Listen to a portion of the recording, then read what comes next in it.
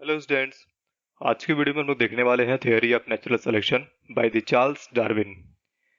ये heredity and evolution chapter का चौथा पार्ट रहेगा, जिसमें हम लोग देखेंगे about the Charles Darwin natural selection theory with examples and उसके कुछ ऑब्जेक्शंस। उसके अलावा एक छोटा सा टॉपिक है जो है स्पेशिएशन। So let's begin. एक बार क्या हुआ, ये जो चार्ल्स डार्विन थे ये हमेशा अपनी शिप से वेरियस काइंड ऑफ आइलैंड्स पे जाते रहते थे to study the plant and animal life. एक बार क्या हुआ, ये एक आइलैंड पे गए जिसका नाम था गालापागोस आइलैंड। उनकी शिप का नाम था एचएमएस बीगल इन ईयर 1831। उस टाइम पे ये 21-22 साल के रहे होंगे और उनके लाइफ का मेन जो पर्पज था वो था एनिमल लाइफ और प्लांट लाइफ को स्टडी करना। जब गालापागोस आइलैंड पे पहुंचे ना, उन्होंने बहुत सारे एनिमल को और प्लांट को स्टडी किया। स्टडी करने के बाद में उन्होंने एक थ्योरी दी जिसको बोलते हैं नेचुरल सिलेक्शन। अब ये नेचुरल सिलेक्शन होता क्या है? It's a key mechanism of species that are best suited to an environment that will sustain and replicate. इसका मतलब क्या होता है?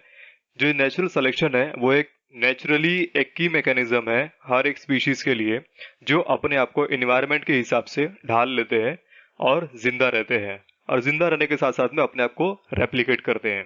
ये उन्होंने कब बताया? जब उन्होंने उस पर्टिकुलर आइलैंड पे जब एनिमल्स को देखा रिप्रोड्यूस करते हुए, ठीक है, रिप्रोडक्शन करते हुए, जो कि प्रोलिफिकली कर रहे थे। मतलब क्या? एक बार में 4 बच्चे, 5 बच्चे, 6 बच्चे ऐसा दे रहे थे।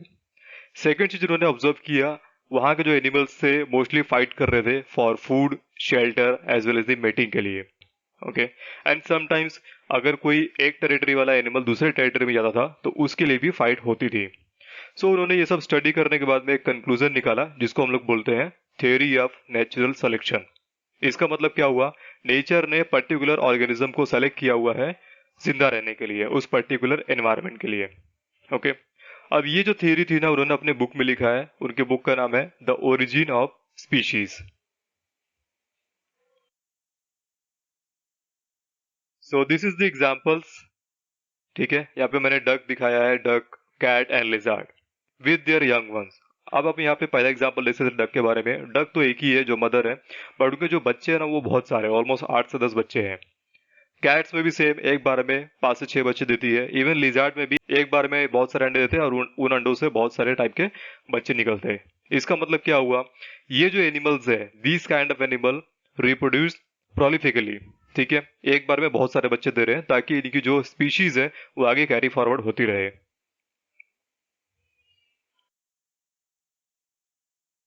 Animal fight.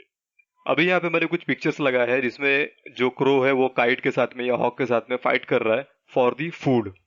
दूसरा एग्जांपल है फॉर मेटिंग के लिए। इसमें 2 लायन है और एक लायनेस है। ठीक है, अभी लायने के साथ में मेटिंग करने के लिए जो 2 लायन है आपस में फाइट करेंगे और उसमें से जो जीतेगा वो लायन के साथ में मेटिंग करेगा एंड उसकी जो टेरिटरी होगी वो विनिंग वाले लायन के पास में चली जाएगी। ठीक है। थर्ड वाला है फॉर टेरिटरी। अगर सपोज करो एक एनिमल अपने टेरिटरी से निकल के, अपने एरिया से निकल के दूसरे एरिया में जाता है, तो सामने वाला टीम का जो या फिर सामने वाले टेरिटरी का जो मेन बॉस होता है वो फाइट करता है। अगर वो फाइट हार जाता है तो उसकी टेरिटरी भी जीतने वाले फॉक्स की हो जाएगी। जैसे कि आपने डे टू डे लाइफ में ऑब्जर्व किया रहेगा, जो डॉगीज होते हैं वो जगह जगह जाके खंबे पे या बाइक पे सुसु वगैरह कर देते हैं। ओके, तो वो सुसु क्यों करते हैं? वो इसीलिए करते ताकि वो अपने टेरिटरी को मार्क कर सके कि यहाँ से लेके यहाँ तक मेरी टेरिटरी है। इवन समटाइम्स कोई बाहर का डॉगी अगर उस टेरिटरी में आता है तो वहां के जो डॉगीज है उसको भौंक भौंक के भगा देते हैं। स्पेशिएशन। अभी चार्ल्स डार्विन ने स्पेशिएशन भी बताया था। स्पेशिएशन होता क्या है? It's nothing but a formation of new species from existing one. मतलब क्या हुआ? एक न्यू स्पीशीज फॉर्म हो रही है फ्रॉम एग्जिस्टिंग वन। यहाँ पे मैंने 2 एग्जांपल लिया है, एक है माउस वर्सेस काइट, दूसरा एग्जांपल है red beetle versus green beetle. ठीक है, अभी फर्स्ट एग्जांपल में माउस देख सकते हैं, एक एक में मैंने व्हाइट माउस लिया है, दूसरे में मैंने ब्राउन माउस लिया है, जो कि सैंड के साथ में मैच कर रहा है। ओके, अभी सपोज करो ये जो 2 अलग अलग कलर के जो माउस है वो अगर सैंड पे है, तो जो ईगल रहेगा या फिर जो काइट रहेगा वो किसको पहले पकड़ेगा? ऑब्वियसली व्हाइट माउस को। क्यों व्हाइट माउस को? बिकॉज वो दूर से ही इजीली नजर में आ जाता है। उससे क्या होगा? ब्राउन माउस को कुछ नहीं होगा, बट जो व्हाइट माउस है उनकी जो पॉपुलेशन है वो धीरे धीरे कम होने लगेगी। तो ये जो व्हाइट माउस है ये अपने अंदर में न्यू कैरेक्टर को डेवलप करेंगे और आगे आने वाला जो जनरेशन होगा वो भी ब्राउनिश हो जाएगा अपने स्पीसीज को बचाने के लिए। ओके, सेकंड एग्जांपल में मैंने रेड बीटल लिया है as well as the green beetle लिया है। अब ये red beetle and green beetle में ये ग्रास पे है। अभी ग्रास पे आप मुझे बताओ, जो रेड बीटल रहेगा वो ज्यादा दिखेगा क्रो को, या फिर ग्रीन बीटल रहेगा वो ज्यादा दिखेगा क्रो को? एक्चुअली में दिखेगा तो दोनों ही, बट जो रेड बीटल है वो डायरेक्ट फोकस में आता है। तो जो क्रो रहेगा ना, जो कौवा रहेगा, वो ज्यादा करके रेड बीटल को ही खाएगा, जिसकी वजह से क्या होगा, रेड बीटल की पॉपुलेशन धीरे धीरे कम होने लगेगी। तब ये क्या करेंगे, अपने अंदर में एक न्यू कैरेक्टर को एडअप करेंगे और इनकी आने वाली जो जनरेशन होगी वो ग्रीन बीटल के जैसी दिखेगी।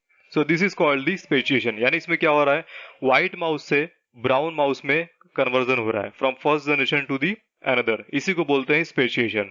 सेम बीटल में हो रहा है, रेड बीटल है, बट ड्यू टू दिस कि क्रो हमें खा ना पाए, हमारे पॉपुलेशन को खत्म ना कर पाए, ये अपने अंदर एक नई ट्रेड जगाएंगे, जिसकी वजह से क्या होगा, ये जो रेड बीटल है उसका आने वाला जो नेक्स्ट जनरेशन होगा वो ग्रीन बीटल में रहेगा, ताकि वो क्रो के साथ में सेफ रह सके।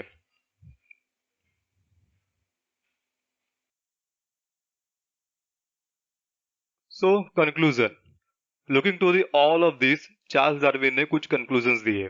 सबसे पहला है इसेंशियल मॉडिफिकेशन। इसका मतलब क्या, पर्टिकुलर इन्वायरमेंट में सस्टेन होने के लिए इसेंशियल मॉडिफिकेशन का होना जरूरी है। अगर मॉडिफिकेशन नहीं होगा तो वो ऑर्गेनिज्म पर्टिकुलर इन्वायरमेंट में जिंदा नहीं रह पाएगा। दूसरा है जेनेटिक वेरिएशन।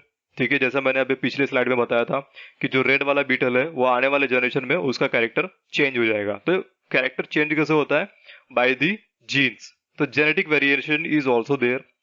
तीसरा है ज्योग्राफिकल वेरिएशन।